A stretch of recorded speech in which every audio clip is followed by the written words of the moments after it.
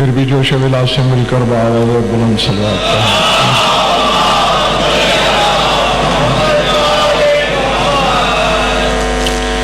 توجہ ہے، بات شروع کی جائے۔ جیسا کہ شاکر بھائی نے اعلان کیا ہے، میں نے 10 بجے بیٹھنا ہے، چاہے صرف شاکر سامنے ہو۔ سورہ بنی اسرائیل سے شہرائے آفاق آیت کو بطور عنوان تلاوت کرنے لگا ہوں۔ وَنُنَزِّلُ مِنَ الْقُرْآنِ مَا هُوَ شِفَاءٌ وَرَحْمَةٌ لِّلْمُؤْمِنِينَ وَلَا يَزِيدُ الظَّالِمِينَ إِلَّا خَسَارًا۔ فرمایا ہم قرآن میں سے وہ چیز نازل کرتے ہیں،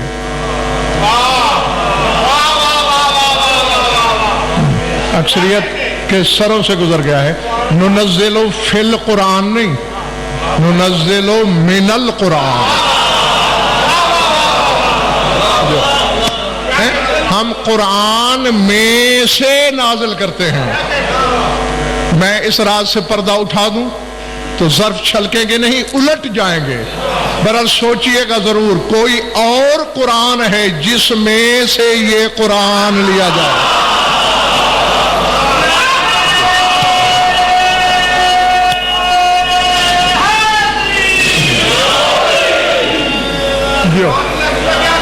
سمجھ آگئی بات؟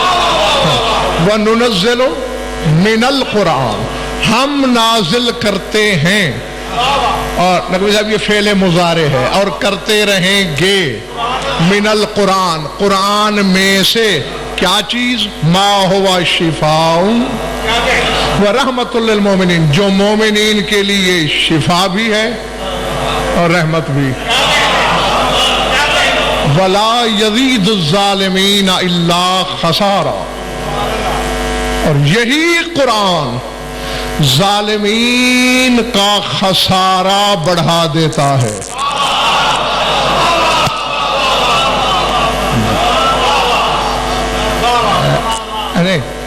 اصل میں ایسا ہے، پچھلی کچھ آیتیں بھی اسی کے ساتھ مربوط ہیں۔ پہلے میں یہیں سے چلنے لگا تھا، لیکن اب وہ ساری آیت، یعنی 5 آیتیں ایسی ہیں جو ایک دوسرے سے یوں جڑی ہوئی ہیں، پیوستہ ہیں۔ اگر گھبراہٹ نہیں تو میں ساری پڑھ دوں۔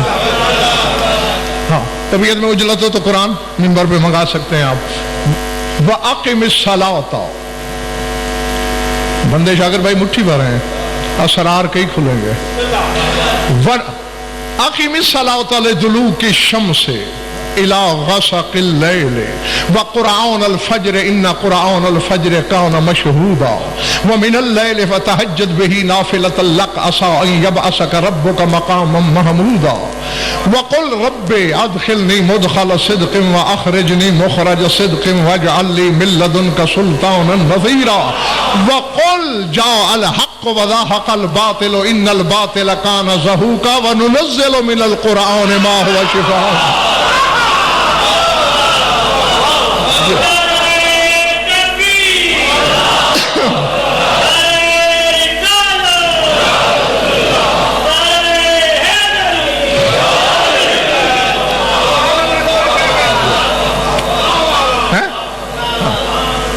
اکثریت پہنچ گئی، لیکن ورنہ میں نے اپنا منصب بھی وقار نقوی نبھانا ہے۔ قائم کرو نماز لِدُلُوكِ الشَّمْسِ إِلَى غَسَقِ اللَّيْلِ، زوال آفتاب سے لے کر رات ڈھلے تک۔ وَقُرْآنَ الْفَجْرِ، اور فجر کی نماز، إِنَّ قُرْآنَ الْفَجْرِ كَانَ مَشْهُودًا، فجر کی نماز 2 دفعہ گواہی میں آتی ہے۔ رات والے فرشتے جن کی ڈیوٹی ختم ہوتی ہے وہ جاتے ہوئے لکھتے ہیں، دن والے آ کے لکھتے ہیں۔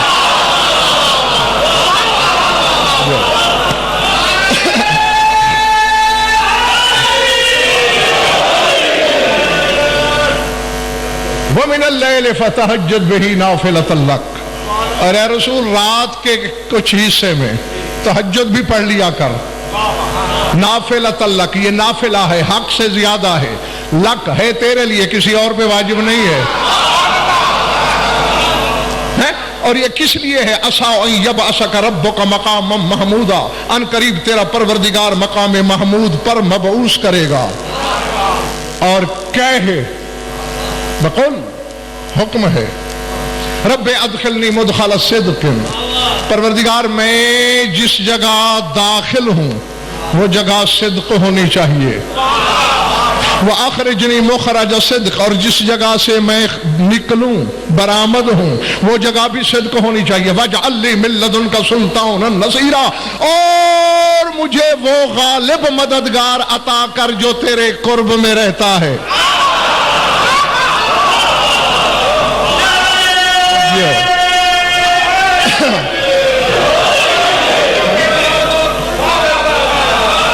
समझ में आ रही बात जो नहीं? हाँ हाँ, वजाली मिन लदुन का सुल्तान नसीरा, जो तेरे लदुन में, तेरे कुर्ब में वो अता कर। और मलिक और सोचने वाली बात ये, अल्लाह कह रहा है कुल, ऐसा कहे। हर रसूल अपनी मर्जी से नहीं मांग रहा मददगार। जिस अल्लाह के लिए तुम कहते हो कि उसके अलावा किसी से मदद मांगना शिर्क है, वही कह रहा है मुझसे मददगार मांग।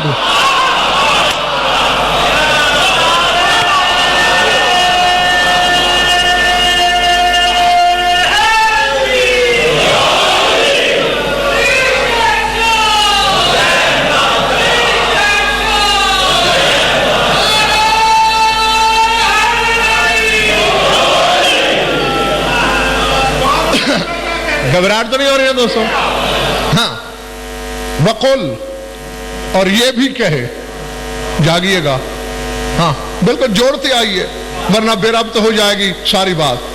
वकुल जा अल हक़्क़ु व ज़हक़ल बातिलु इन्नल बातिल कान ज़हूक़ा, और ये भी कहो हक आया बातिल गया।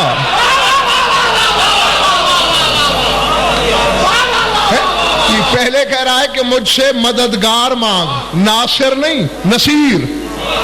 नासिर सरदार साहब कभी हो सकता है कि मदद के काबिल हो, कभी न हो। गज़नफ़र आलिम है, जब पैदा हुआ था जाहिल था, आहिस्ता आहिस्ता पढ़ के आलिम बना। अल्लाह आलिम नहीं अलीम है, जब से है आलिम है, जब तक रहेगा है। तो ये वो मददगार है, जब से है मदद करता है, जाहिर हो तो भी करता है, छुपा हुआ हो तो भी करता है, और जब तक रहेगा करेगा। और बेबस मददगार नहीं, सुल्तान नसीरा, तसल्लुत वाला है, गलबे वाला है, इख्तदार वाला है। समझ में आ रही है मेरी बातें? और उसके साथ फौरन कहा, कह दो हक आया बातिल गया, और बातिल है ही भाग जाने के लिए।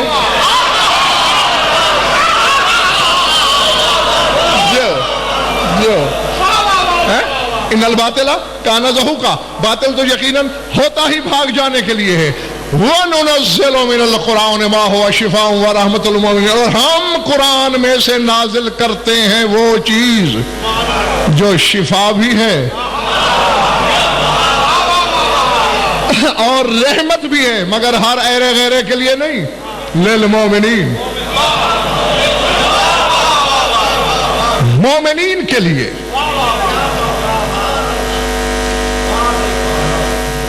पहले अल्लाह ने शागिर भाई नमाजों के औकात बताए।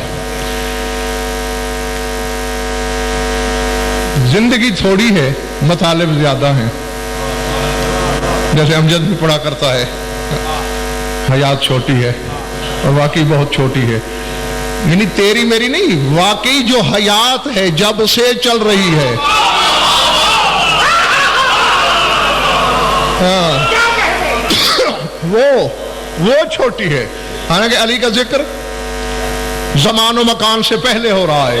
हल अता अलल इंसान हीन मिन अद-दहर लम यकुन शयअन मज़कूरा। مطابق بھی اللہ کہتا ہے کہ آل انسان پر ایک لمحہ بھی ایسا آیا ہے دہر میں سے کہ جس میں اس کا ذکر نہ ہوا ہو، یعنی زمان سے بھی پہلے اس کا ذکر ہوتا رہا ہے جب کوئی شے نہیں تھی، اس لیے زندگی تھوڑی ہے۔ اب کیا کیا بتاؤں، نماز، مولوی صاحبان میں اپنے شاگردوں سے مخاطب ہوں، آپ لوگوں سے نہیں۔ قرآن کے ساتھ دنیا بہت کھیلتی ہے، پڑھتا ہر کوئی ہے، اور نقوی صاحب میں اکثر کہا کرتا ہوں قرآن تلاوت کے لیے آیا ہی نہیں۔ ہاں، اللہ کو قطعی یہ چاہت نہیں تھی کہ وہ ہماری سریلی آوازیں سنے، وہ اپنی زبانوں سے قرآن سن چکا ہے۔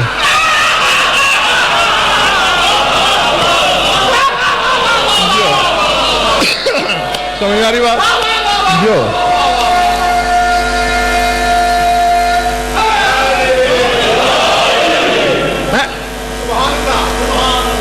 تو پھر ایسے علماء اہل سنت نے لکھا کہ تمہارے امام ششم نماز پڑھ رہے تھے،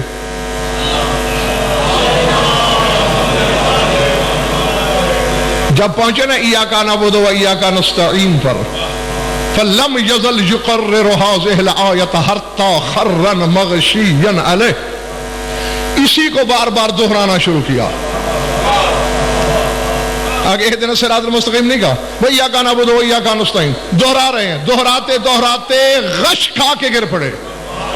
لوگ حیران ہوا کیا، جاگنا، اب اگر شرح کروں تو پھر شاکر بھائی کو ایک اور خمسہ کرنا پڑ جائے گا، اس لیے شرح نہیں، صاحبان اشارت کے لیے اشارہ کر کے آگے پوچھا لوگوں نے مولا کیا ہوا؟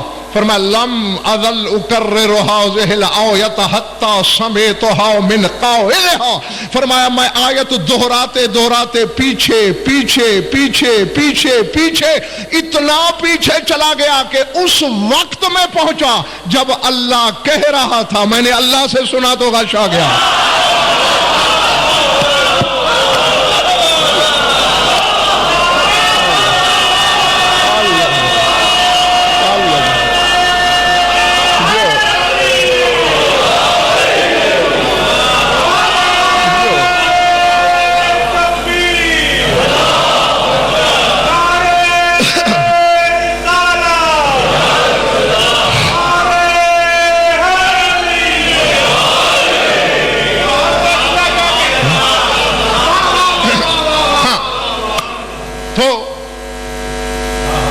ایسے قرآن پڑھنے والے اللہ نے دیکھ رکھے ہیں، انہیں تیرے میرے قرآن کی ضرورت کیا ہے؟ امجد راز کھولنے لگا ہوں، حملے کے بعد اس ممبر کی قسم میری 1000 بار توبہ، عوام کی بات نہیں کر رہا، علماء منو اپنا خون جلائیں، منو تو شاید اس حقیقت تک نہیں پہنچیں گے جو میں تمہیں آدھے منٹ میں دینے لگا ہوں۔ ہاں، کیونکہ جب حقائق تک امر رسائی ہو جائے پھر وہ امانت ہوتی ہے علی والوں کی۔ اب سورہ فاطر کہاں سے شروع ہو رہا ہے؟ پہلی آیت ہے اگر بھائی، الحمدللہ فاطر السماوات والارض جاعل الملائکۃ رسلا اولی اجنحۃ مثنی وثلاث ورباع۔ جاگنا، اللہ خود اپنی حمد کر رہا ہے۔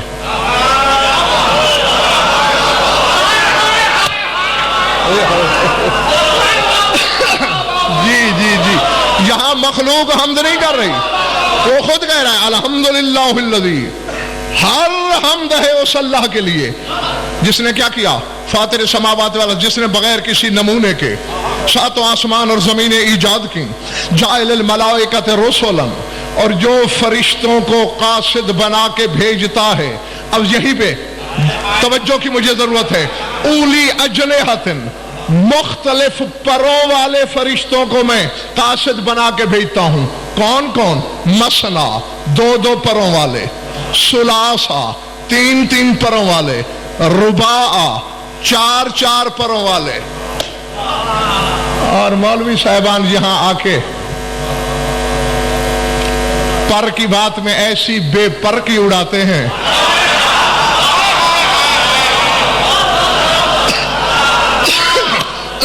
کہ خدا کی قسم علم کوچو بازار میں نوحہ پڑھنا شروع ہو جاتا ہے. اچھا ایمان سے بتاؤ ایک پر سے کوئی شے اڑ سکتی ہے؟ بولو بولو. اڑنے کے لیے کتنے پر چاہیے؟ 2. تو جیسے ایک پر بے فائدہ ہے تیسرا پر بھی بے فائدہ ہے. ٹھیک ہے نا بھائی؟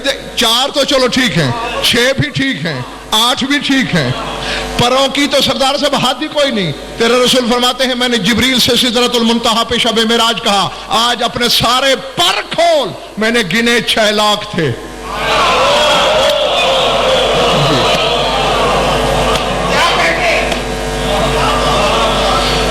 اب اللہ جانے کہ ریت میں دھنس جائیں گے موتی یا کیا ہوگا, پر ہے تحفہ صاحبان اشارت کے لیے. میں نے کہا ہے کہ منوں کے حساب خون جلائے جائے تو ایسے حقائق تک رسائی نہیں ہوتی جب تک خود قرآن کا وارث دیکھنے والی آنکھ عطا نہ کرے. تو نقوی صاحب یہ تو عقل کے ہی خلاف ہے. 3 پر یعنی تیسرا پر بے فائدہ ہے. تو اللہ اس بات پر اپنی حمد کر رہا ہے کہ میں نے 3 پروں والے قاصد بنائے. رسول نے ملک اور ایک اشارہ چھوڑا, الصلاۃ معراج المومن, نماز مومن کی معراج ہے. معراج کے لیے اڑ کے جانا پڑتا ہے. پھر بھی عقل کے اندھوں کو سمجھ نہ آئی. آؤ میں سمجھاؤں. اللہ زمین پہ قاصد بنا کے بھیج رہا ہے فرشتے. ایک ایک رکعت مومن کا ایک ایک پر ہے. جب فجر کی پڑھتے ہو تو اللہ کہتا ہے 2 پروں والا فرشتہ لا رہا ہے.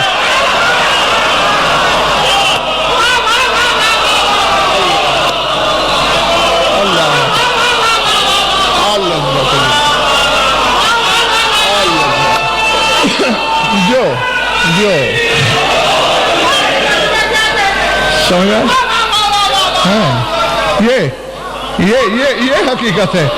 اور جب نقوی صاحب مغرب پڑھتے ہیں تو اللہ کہتا ہے ہاشمی کے 3 پروں والا لے جا رہا ہے. جب ظہر عصر اور عشاء پڑھتے ہو اللہ کہتا ہے 4 پروں والا لے کے جا رہا ہے. اور جس مومن کی رکعتوں کو پر کہہ کر اللہ اپنے آپ کو حمد کے لائق سمجھے جب امیر المومنین سجدے میں ہوتا ہوگا.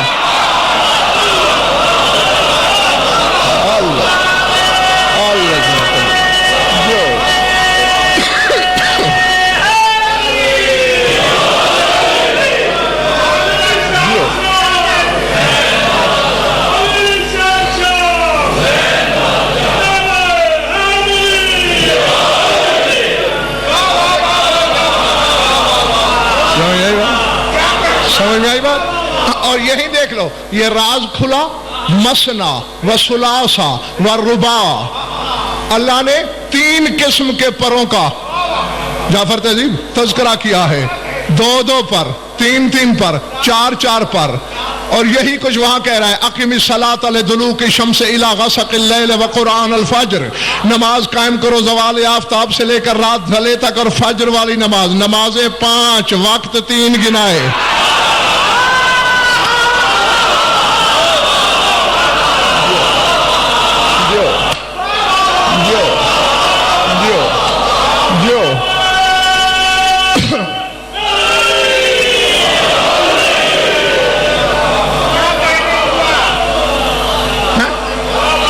بولے بڑی بات دوستو.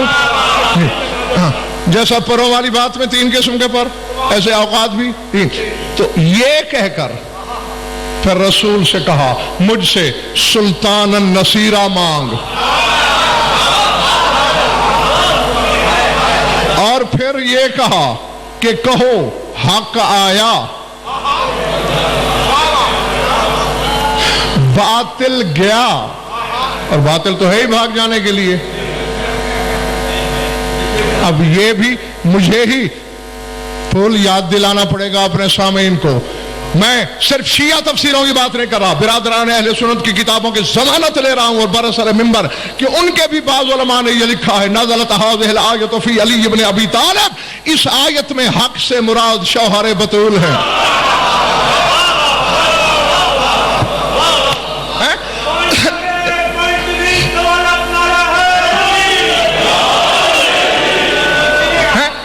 دیکھیں میں 3 جملے بولوں گا شاکر بھائی، نہیں میں نے شاکر سے ہی پوچھنا ہے، بتانا مراد کون ہے۔ توسوی آیا، فلاں مولوی بھاگ گیا، کس کی بات ہوئی ہے؟ نہیں توسوی کون ہے؟ میں ہوں، اچھا جی۔ ہاشمی آیا، فلاں مولوی بھاگ گیا، کس کی بات ہوئی ہے؟ غضنفر آیا اور وہ مولوی بھاگ گیا، کس کی بات ہو رہی ہے؟ بندہ ایک ہے، نام بدل رہے ہیں۔ نہیں وقت لینا ہے لے لو، قیامت تک کا دے سکتا ہوں، یہ میری وسعت ظرف ہے، قیامت تک کا وقت ادھار ہے تمہارے پاس، یا علی کے بغیر کسی کو اس آیت کا مصداق لاؤ، ورنہ اللہ کہنا یہ چاہتا ہے علی آیا باطل گیا ہے۔ تو اب علی کے ٹکڑوں پہ پلتے ہو، علی علی کرتے ہو، کھڑے علی کے دروازے پہ ہو، شک پھر کر رہے ہو۔ اللہ تو کہہ رہا ہے جب علی آئے باطل بھاگ جاتا ہے، تو کہتا ہے علی نماز میں آئے تو باطل ہو جاتی ہے۔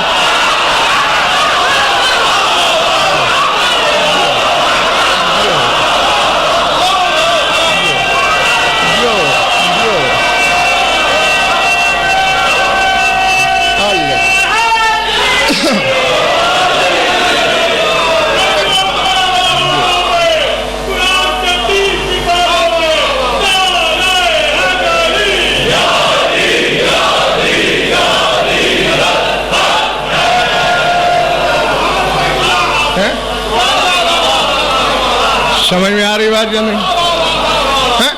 اللہ کہہ رہا ہے کہ علی آئے تو باطل، اور تم الٹ کہہ رہے ہو، پھر بھی دعویٰ ہے کہ ہم شیعہ ہیں۔ نقوی صاحب میں ایک زیارت کا جملہ پڑھتا ہوں اور پھر آپ لوگ مجھے بتائیں گے کہ مراد کیا ہے۔ السلام علی امناء الرحمن و شرکاء القرآن، رحمان کے امینوں پر سلام، قرآن کے شریکوں پر سلام۔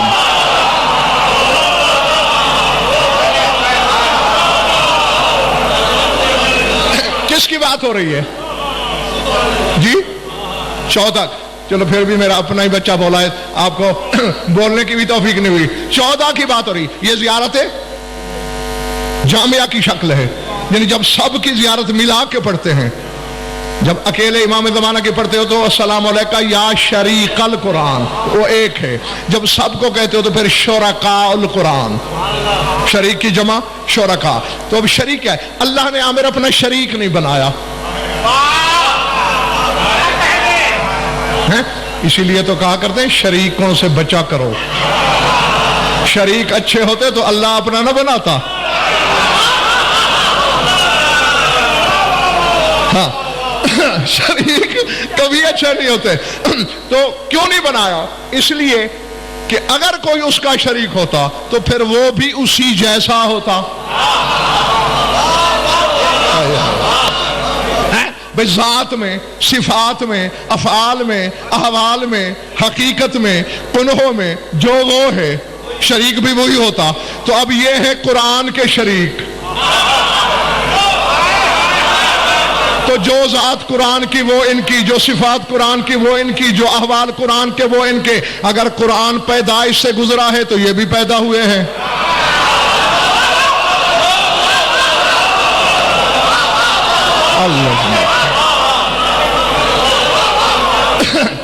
اور اگر قرآن نازل ہوا ہے تو پھر یہ کیوں پیدا ہوئے ہیں بھائی؟ اگر کائنات مل کر قرآن کی مثل نہیں لا سکتی،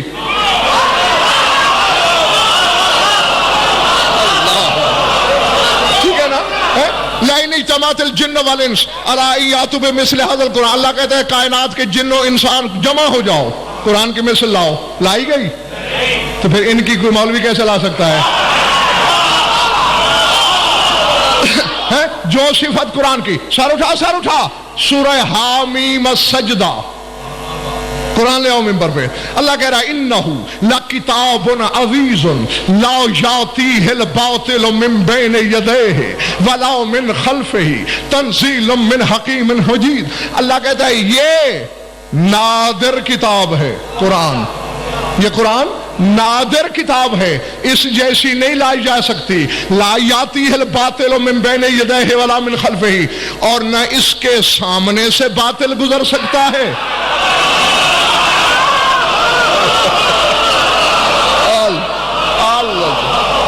پلے پڑ رہی ہے میری بات؟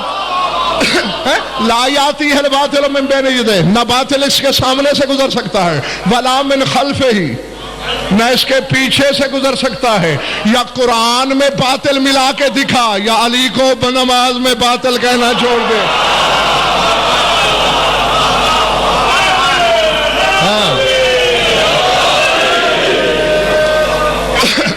پہلے پڑھ رہی ہے میری بات؟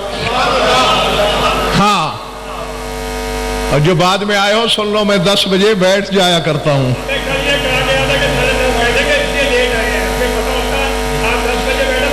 میں نے پچھلے سال بہرحال میں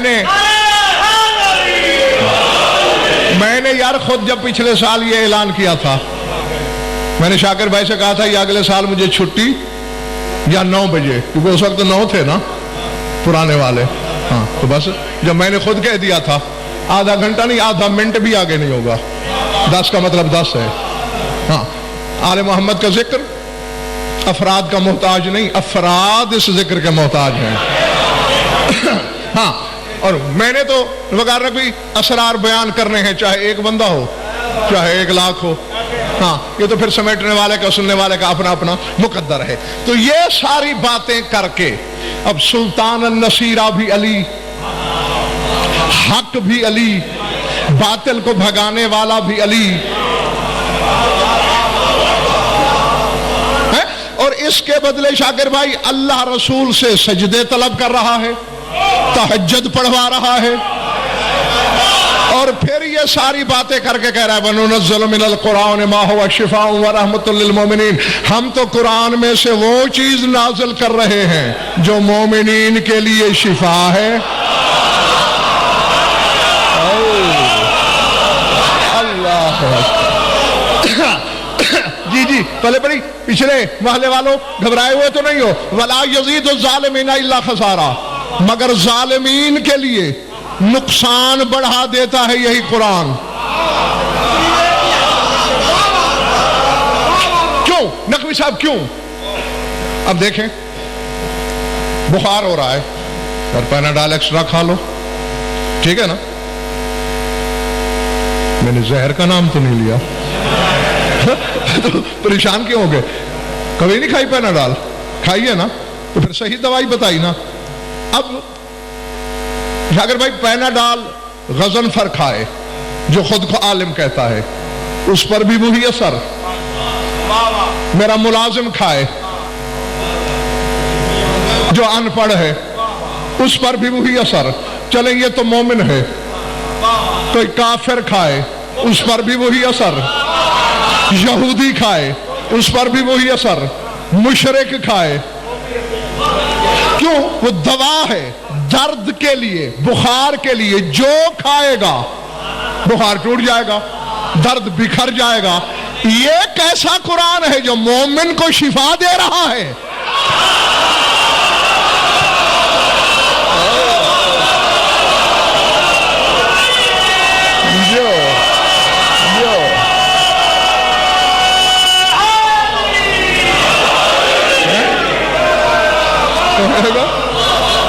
اور ظالم کے لیے خسارہ بڑھا رہا ہے.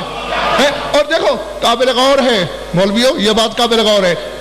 کہنا تو اللہ کو یہ چاہیے تھا وَلَا يَزِيدُ الظَّالِمِينَ إِلَّا مَرَضًا، کیونکہ شفا کی ضد مرض ہے. تھک گئے ہو تو چھوڑ دوں. شفا کی ضد بیماری ہے نا، مرض ہے نا. تو اللہ کو یہ کہنا چاہیے تھا یہ قرآن مومن کے لیے شفا ہے، ظالم کی مرض بڑھاتا ہے. یہ نہیں کہا. کہا وَلَا يَزِيدُ الظَّالِمِينَ إِلَّا خَسَارًا.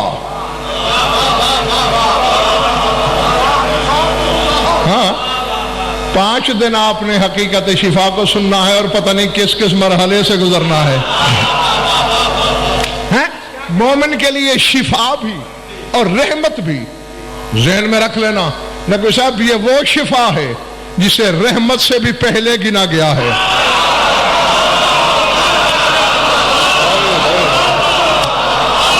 اللہ اکبر۔ ننزل من القرآن ما ہوا شفاء و رحمت، رحمت بعد میں، شفا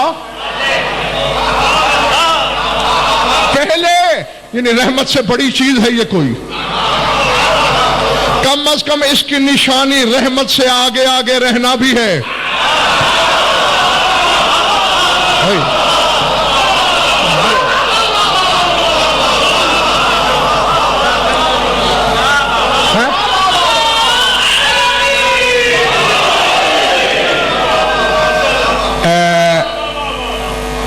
بھائی میرے، اگر کل رات جاگتے رہے ہو تو بہتر ہے گھر جا کے سو جاؤ۔ صاحب ظاہر ہے جو تمہارے دائیں بائیں بیٹھ، نہیں میں اس کی طرف دیکھ ہی نہیں رہا تھا کہ آپ کو پتہ ہی نہیں چلے کون تھا، ہاں بس، لیکن اب یہی رعایت کافی ہے۔ اب سوئے تو اب میں نام لوں گا تمہارا، نام سے مراد یہ ہے کہ اب اشارہ کر دوں گا کہ یہ ہے۔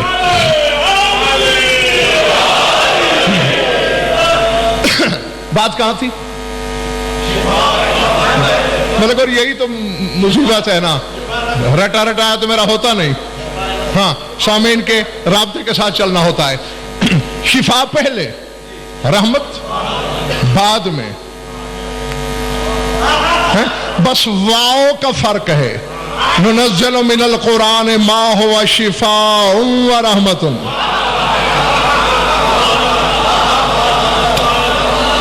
اب واؤ حرف ہی ہے نا، الف سے یہ تک 28 حروف تہجی ہیں۔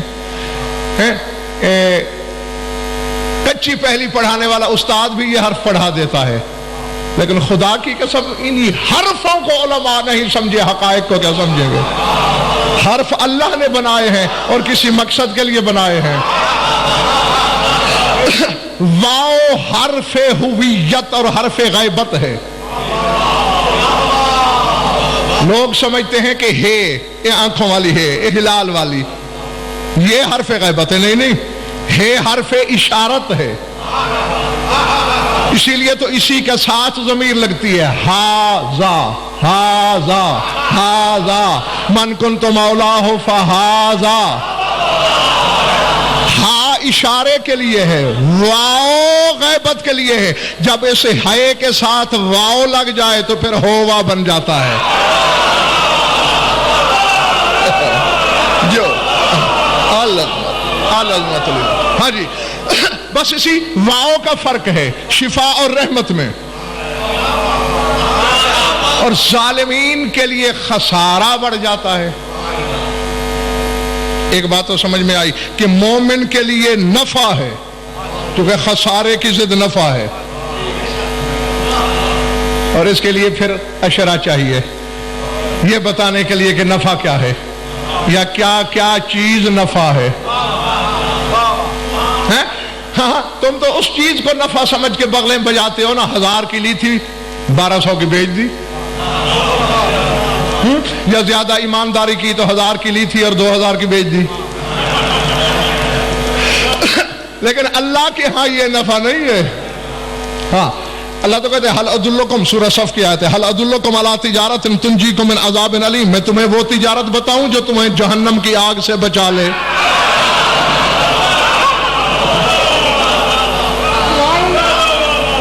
ہاں اللہ کے نزدیک وہ نفع ہیں، وہ منفعتیں ہیں۔ تو ظالم کے لیے خسارہ، جبکہ ابھی میں نے مثال دی کہ جو درد شکن گولی ہے جو کھائے، مذہب تو نہیں پوچھتی نا، کیوں خان صاحب عقیدہ پوچھا ہے کبھی گولی نے کہ مومن ہے تو بخار اتاروں گی، اگر کافر ہے تو 102 کی بجائے 106 پہ کروں گی؟ نہیں، سب کا اتر جاتا ہے۔ لیکن یہاں معاملہ برعکس نظر آ رہا ہے۔ کیوں؟ آپ بھی شاید تھک گئے۔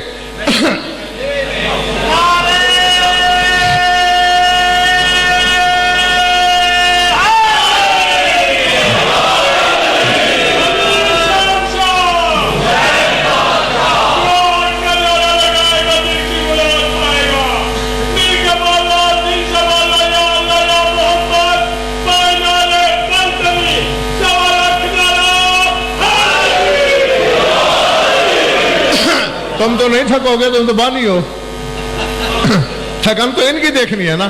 سر اٹھانا. خسارہ بڑھ رہا ہے نقوی صاحب ظالمین کے لیے. یہ اگر وقت نے اور آپ کی طبیعت نے اجازت دی تو کسی مجلس میں بتاؤں گا کہ ظالم کون کون ہو سکتا ہے جس کے لیے قرآن خسارہ بڑھا دیتا ہے. اور اس وقت بس صرف اگر اجازت آپ دیتے تو صرف ایک آیت پڑھ دوں. آیت ہے سورہ توبہ میں. کہاں؟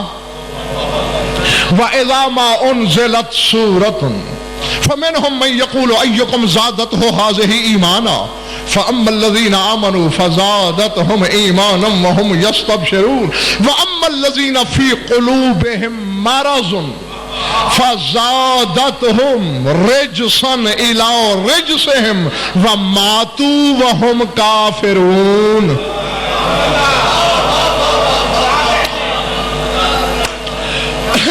اللہ کہتے ہیں جب بھی قرآن کی کوئی صورت نازل ہوتی ہے فَمِنْهُمْ مَنْ يَقُولُ، اے رسول تیری محفل میں بیٹھنے والوں میں کچھ ایسے بھی ہیں جو یہ کہتے ہیں اَيُّكُمْ زَادَتْهُ هَٰذِهِ إِيمَانًا، اوے اس صورت نے تم میں سے کسی بندے کا ایمان بڑھایا؟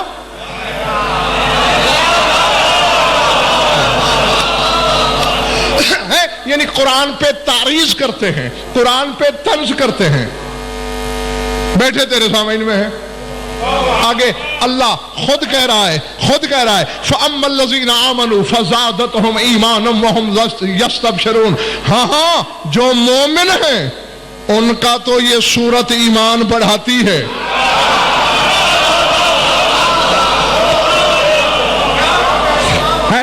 ایک تو یہ شاکر بھائی پتہ چلا کہ ملک اور ایمان گھٹ بھی سکتا ہے بڑھ بھی سکتا ہے، ورنہ اللہ یہ نہ کہتا کہ ایمان والے جو ہیں ان کا ایمان بڑھایا اس نے. فَزَادَتْهُمْ إِيمَانًا، مومنین کا ایمان بڑھایا. وَهُمْ يَسْتَبْشِرُونَ، اور وہ یہ آیتیں سن کے خوش بھی ہوئے. اب جاگنا.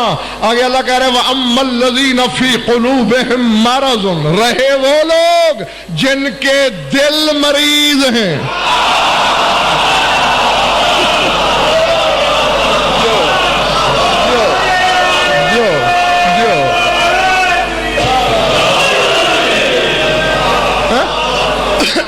اَمَّا الَّذِينَ فِي قُلُوبِهِمْ مَرَضٌ، جن کے دلوں میں مرض ہے. تو پھر کیا ہوتا ہے؟ سر اٹھانا.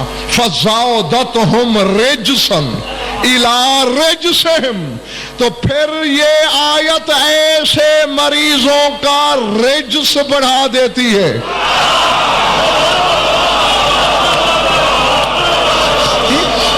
اور آگے اللہ بتا رہا ہے کہ یہ آیت یا سورت کا جرم نہیں بلکہ طارق رجسن الی رجسہم، جو رجس ان کے پاس اپنا پہلے ہے وہی بڑھ جاتا ہے.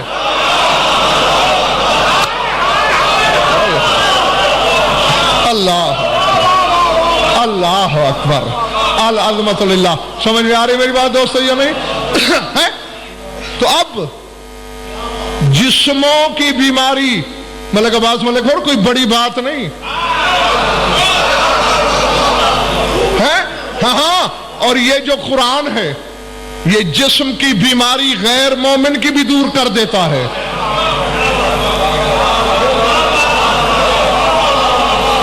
یہ روحانی اور قلبی بیماری ہے جو مومن کی تو دور ہوتی ہے لیکن جو پہلے سے دل کے مریض ہیں ان کا مرض نہیں، رجس بڑھ رہا ہے. اور جاؤ کل مرضی کے مولویوں سے پوچھ کے آنا، تفسیر صافی پڑھو، تفسیر البرہان پڑھو، تفسیر قمی پڑھو، تفسیر عیاشی تک 1150 سال کے پورے سفر انبار ہے چھت جتنا تفاسیر اہل بیت کا. قرآن کے وارث ششم سے پوچھا مولا وہ رجس کیا ہے جو بڑھ رہا ہے؟ فرمایا ہماری ذات میں شک رجس ہے.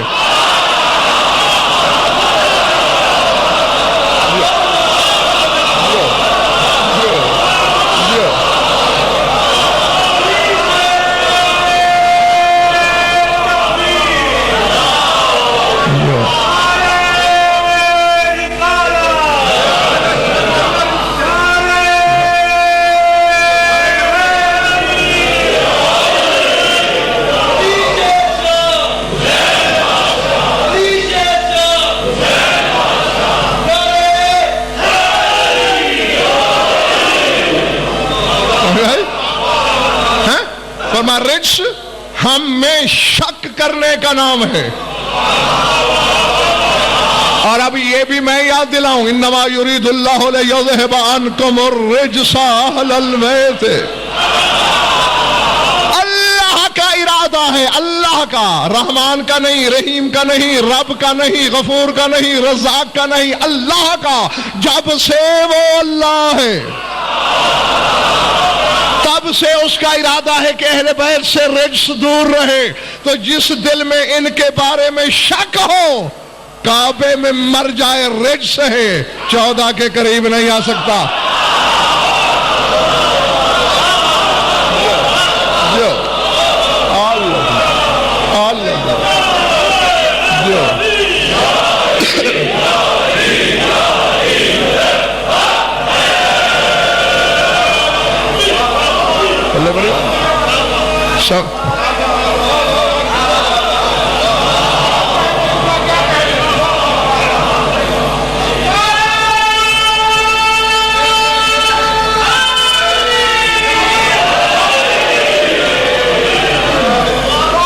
سمجھے ہیں؟ اب ایک تعریف تو ظالم کی خود بخود آپ لوگ سمجھ گئے ہوں گے، جو ان میں شک کرے وہ ظالم ہے، وہ رجس ہے. اور ملک قرآن الٹا اس کا رجس بڑھا رہا ہے.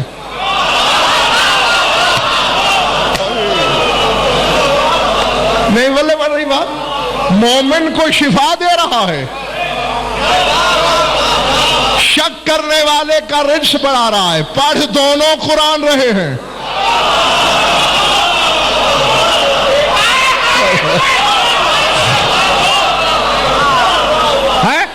اب وہ حدیث نبوی ملک اور سمجھ میں آ جانی چاہیے. جاؤ شیعہ اپنی پسند کے علماء سے پوچھ کے آنا، برادران اہل سنت اپنی مرضی کے علماء سے پوچھ کے آنا کہ 73 فرقے کی کتابوں میں تمہارے رسول کی یہ حدیث ہے یا نہیں. رسول فرماتے ہیں رب طالل للقرآن والقرآن یلعنہ. کتنے قاری قرآن کے ایسے ہیں وہ قرآن پڑھتے ہیں، قرآن ان پہ لعنت کرتا ہے.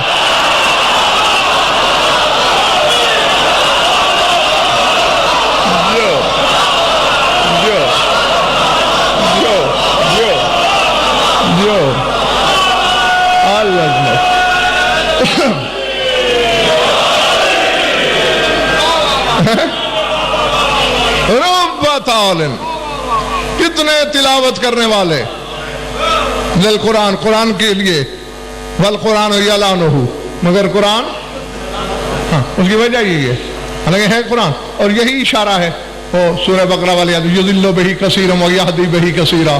اللہ کہتے ہیں کثیر لوگ قرآن پڑھ کے ہدایت پا گئے، کثیر لوگ قرآن پڑھ کے گمراہ ہو گئے.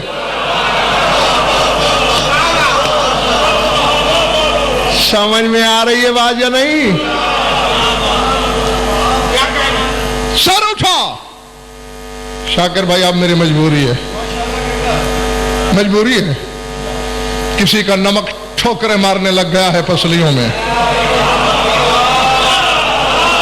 جس کا نمک وقار نقوی چکھا ہے وہ کہہ رہا ہے کہ میرا نمک بھی تو حلال کرنا.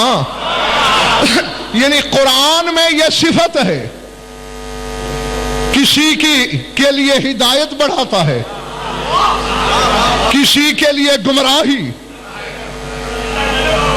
علی فرماتے ہیں جس دل میں ہوں گا وہ جس کا دل بھی ہے وہ سب کچھ ہو سکتا ہے، گمراہ نہیں ہو سکتا.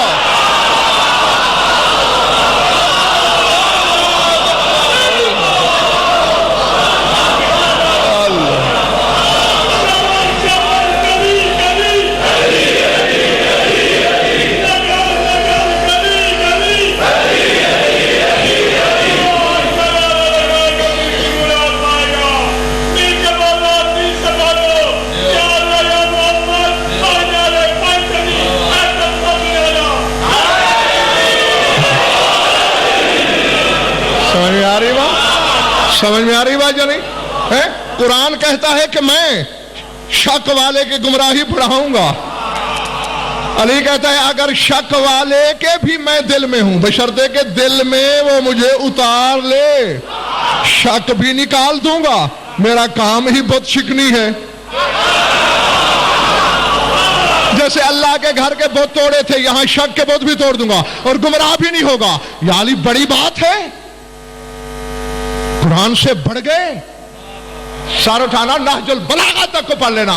علی فرماتے ہیں حزیان نبوت میں ہوں، میری اولاد پھر حجت خدا ہے۔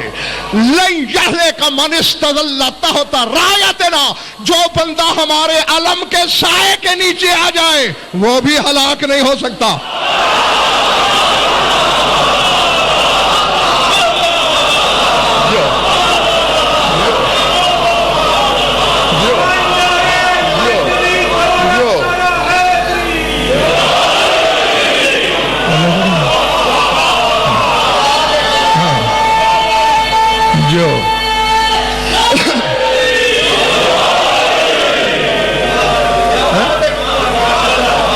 سمجھ میں آئی بات یا نہیں؟ ہاں تو درود پڑھ لو مل کر بآواز بلند۔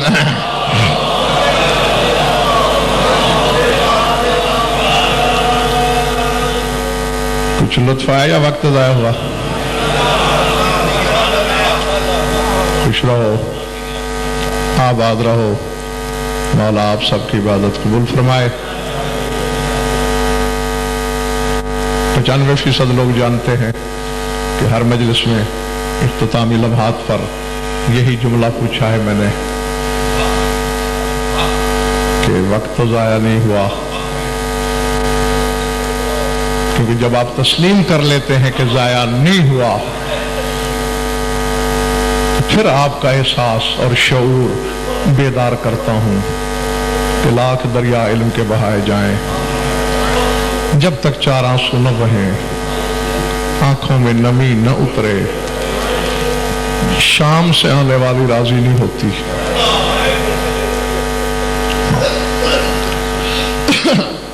ذات واجب کی قسم منبر پہ کہہ رہا ہوں اور مصائب کے لمحات میں کہہ رہا ہوں، غم شبیر میں بہنے والے آنسو کی اگر حقیقت پہ میں بحث شروع کروں، کم از کم 10 اشرے چاہیے مجھے، 100 مجلس، پھر جا کے آپ کو پتہ چلے گا کہ اس آنسو کا جوہر کیا ہے، اس کی خاصیت کیا ہے، اس کی قیمت کیا ہے، یہ بنتا کہاں سے ہے، نکلتا کیسے ہے، اور آنکھوں سے ٹپک جانے کے بعد جاتا کہاں ہے۔ اتنا تو تم نے سن ہی رکھا ہے نا کہ وہ بطول جس کی چادر کو آدم سے عیسیٰ تک 1,24,000 نبی نہیں چھو سکتے، وہ اپنے رومال میں حبداروں کے آنسو جلد کر لیتی۔ اللہ اکبر۔